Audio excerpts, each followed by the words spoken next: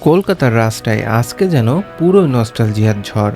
কারণ শুরু হয়ে গেছে সৌরভ গাঙ্গুলির বায়োপিকের শুটিং।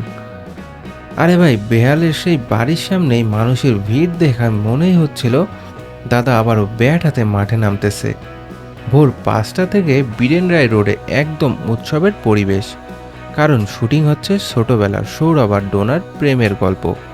একদিকে স্কুল ড্রেস পরা কিশোর সৌরভ, অন্যদিকে বারান্দায় দাঁড়িয়ে দুই বেনু করা ডোনা।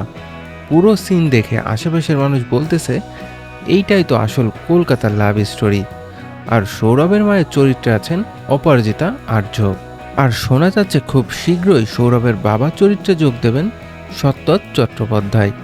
আর ইডেন গার্ডেনে হতে পারে শুটিং। মানে ভাবুন তো, যেই দাদা অফসাইডের রাজা ছিলেন, এবার সেই মাঠেই হবে তার জীবনের সিনেমা।